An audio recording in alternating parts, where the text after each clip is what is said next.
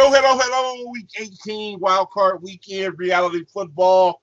Keith Porterhouse, Porter coming at you live. Well, actually, it's not live. Well, actually, it is live. It's live to us. But everywhere else, this is previously recorded. But what's happening, everybody? Welcome to reality football. How you guys doing? Good. Some great games this weekend. Well, we'll get to those. Yeah, well, it's kind of why we're here, Fish. Again, my name is Porterhouse. Reality football, a show started by high school friends 30 years ago. Free of reality, free of fantasy, free of red tape, free of the show being about 2 or 3 of the same football teams. We say what we want, when we want, about who we want, and hey, just some guys coming together talking about football the way it's meant to be. What's going on, Fish? Hey, man, how's it going? So, the only fantasy on this show is that we're entertaining. So I know, right? Or somebody's actually listening. That is our thing. Yeah, so I'm Brian Fisher, nicknamed Fish. Skinner, want to introduce yourself? Yeah, this is Michael Skinner, a.k.a. Skinbone, and go Browns. Yeah. Oh, shut up. So you guys out there may be listening to us right now on WMVU.org, internet radio, global internet radio, 7 to 8 Mondays Eastern. You may be listening to us on podcast right now. We can be found on all major or most major podcast platforms, Apple Podcasts, Google Podcasts, Spotify, Overcast. So if you are listening to us, you like our stuff, we give us a subscribe. We appreciate that. If you're on Apple Podcasts, give us a rating and review, and helps others find the show. You might be watching us on YouTube at hashtag Reality Football 1. You can find our channel. Again, if you like our stuff, give us a subscribe. Or Facebook, or from our closet, perhaps. You might be watching us right now without us knowing. Might be squatting in there, perhaps. Facebook at Reality Football 1. Find our Facebook page, and all of our videos are there as well. So we appreciate your support. We are also out there on Twitter, Instagram, and TikTok at Reality Football. So you can find us out there as well to keep connected. But again, the main platforms are Facebook, YouTube, and podcast. Podcast. Yes, just like the word podcast. That's right. So a lot of what's that? Nothing. I'm just being ridiculously silly because football season is almost over, and it's the exciting time of year, and I'm giddy about tonight. Go Steelers. Yeah, and you two are sitting here like a bunch of haters, and your Cleveland Browns gear. Yeah. Forgive us for wearing the home team attire. Shame on you. Yes, in Northeast Ohio, where we are from. That's right. Don't you dare try to be all, Mr. Fisher. That is not your team. You have no horse in the race, so you figured you'd go with the home team. But don't try to be all Mr. Benevolent like you roll with the Browns. You roll with the Dallas Cowboys, sir. Irving, Texas, far from here. That is true. But I do root for Cleveland teams as well. So I would like to see the Browns do something. It's been an awful long time. So I'm definitely rooting for Cleveland. Okay. And truthfully, you all know that I'm at heart a San Francisco 49er fan and have been since the early 80s with Joe Montana. So I'm like Fish. I root for the home team to do well. But my allegiance obviously goes to San Francisco. And me and Fish both neither one of our teams are in. So guess what? Next best thing, baby, right here. Get on Porter's nerves. Exactly. That's right. All right. That's what we're here for, man. All right. Well, we don't have a whole lot of content today, but good content. Skidbone, you alluded to the 4 games today. What was the first one, man? Yeah. Oh, that first one was an exciting game. It was actually Buffalo and Indianapolis. Indianapolis pulled out to a quick lead, and then Buffalo just methodically wore them down. The game ended up winning Buffalo 27-24. I'll let you guys talk about it a little bit here. Start with you, Porter. Well, first of all, I thought the game was a lot closer than I had expected. Yeah. all year long we talked about the Colts not knowing which team would show up each week. One week they looked like they could play it with anybody, and then some weeks they just really stunk it up. Of course, they got it together towards the last couple of games of the season and made the playoffs. And they really gave Buffalo a nice football game. Buffalo had been dropping 40, 50 points, man, like it was nothing towards the end of the season. And, man, they ran into a really, really good Colts defense today. And I got to give them a lot of credit. The future is really murky for the Colts right now because the coach has already said, you know, he wants Rivers to come back. People are speculating it's his last game. And I got to tell you, Fish, I think it's time to move on. I think having Phillip Rivers in there made the difference, but I think you need to do better than that to even get over the hump. Yeah, I in a way, I kind of felt bad for Phillip Rivers. I mean, I do like him.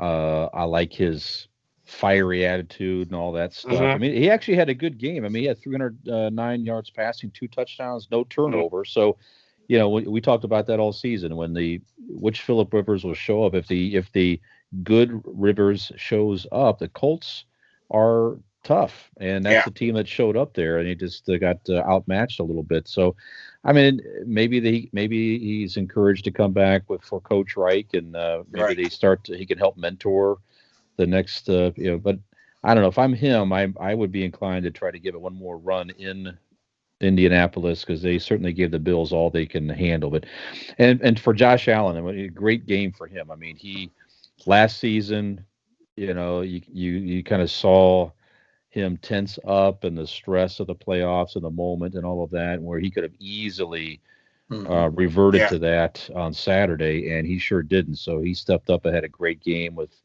again, no turnovers for him either. 324 yards passing, a couple touchdowns, and he had 54 yards rushing and I think he had a rushing touchdown as well that was big. So him and Stephon Diggs, man, 128 yards receiving, and he had a great game too. So it was nice for Buffalo to pull that out. First playoff win in like 25 years. Yeah, a lot of excitement up there. So great win for Buffalo. Since that run of 4 Super Bowl appearances, that's the first time they've won a playoff game since then. I remember because I was in the military I was in basic training during Super Bowl of '92.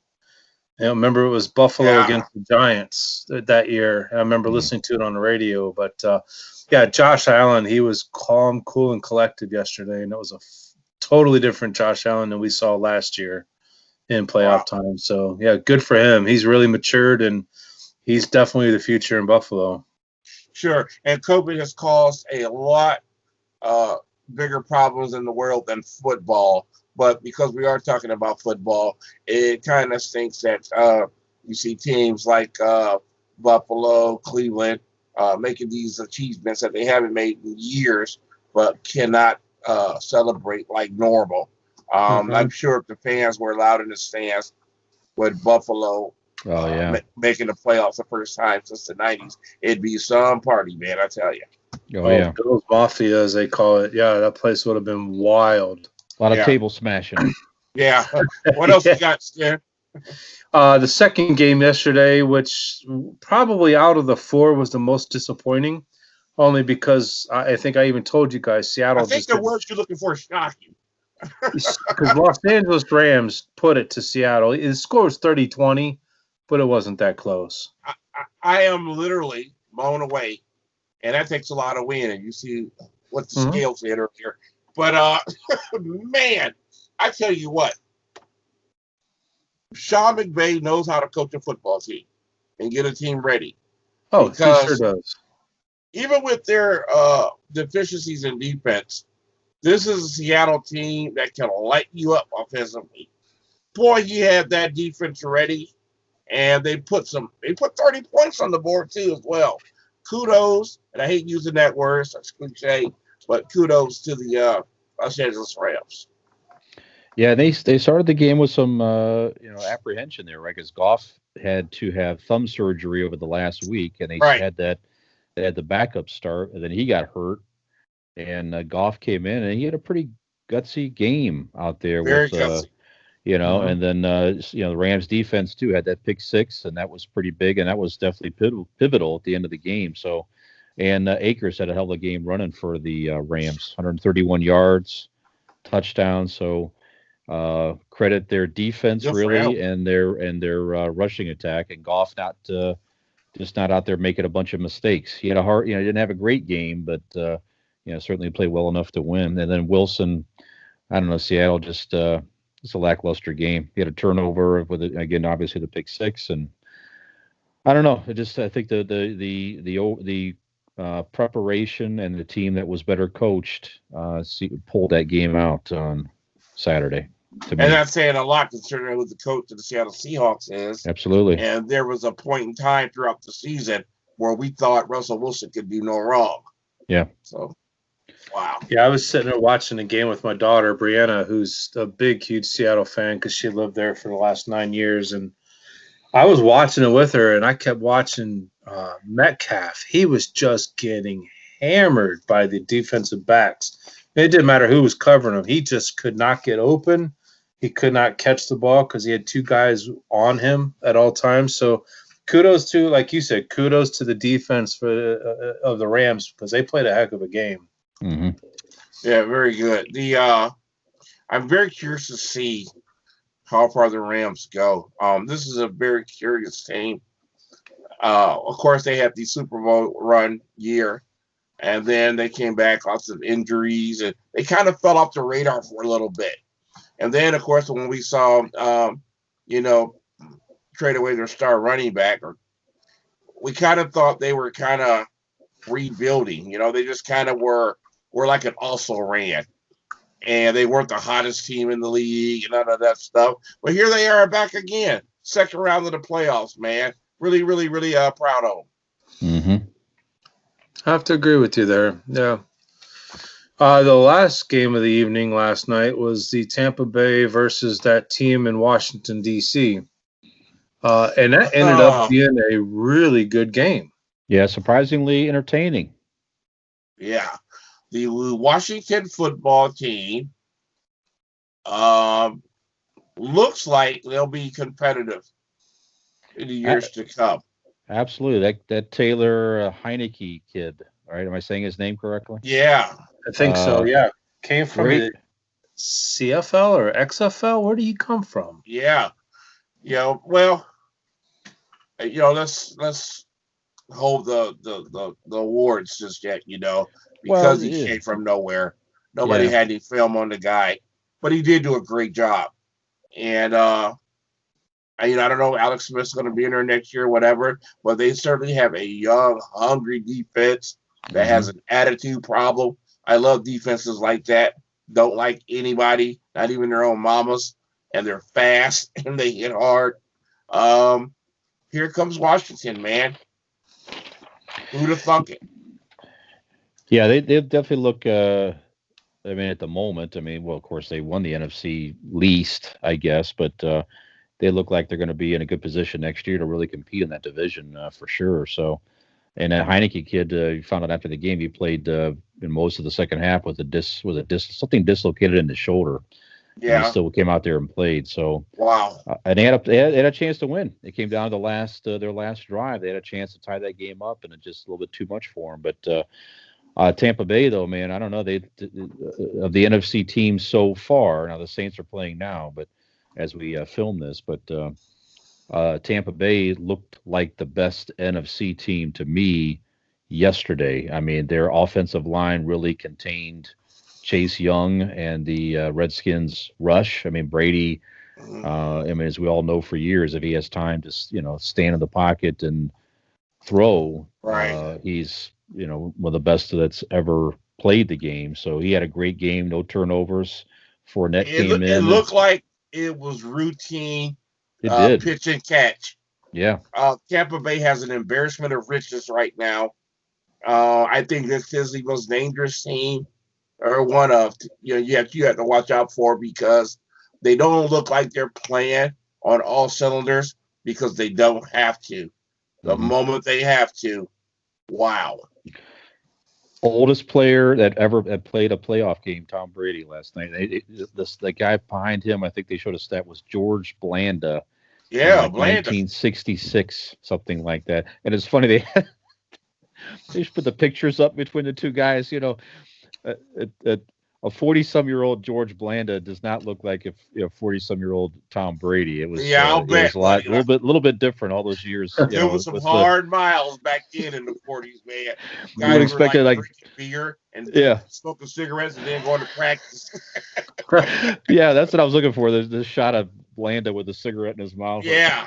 All right, guys, let's get out there. Let's go. But yeah, Brady looked really like vintage Brady last night. So you give him credit. So I don't know. Well, we go on to first game today, which kind of shocked me. You were shocked with the Seattle. I was shocked with Tennessee today. They lost 20-13. It was a low-scoring game for those two offenses, but I was shocked that they couldn't contain Lamar Jackson. And I'm curious to see what you have to say, Porter, about that and about his performance today. Tennessee and the Titans. I'm sorry, Tennessee and the Ravens playing is like a hammer hitting the spike. Who's the toughest, the hammer or the spike? Mm-hmm. Hard to tell, These were two battering rams that went at it. I suspected that the Ravens would win for the simple fact that Tennessee has a great run game, but it's because of one guy. The Ravens had a great one game because of more than one guy. And I thought that would be the edge in a close game, and of course it was. It almost got away from them because they were starting to throw the ball too much. And I'm sitting there thinking, man, this is so stupid. Why are you trying to pass the ball and win a playoff game? And you know that hasn't worked out for you.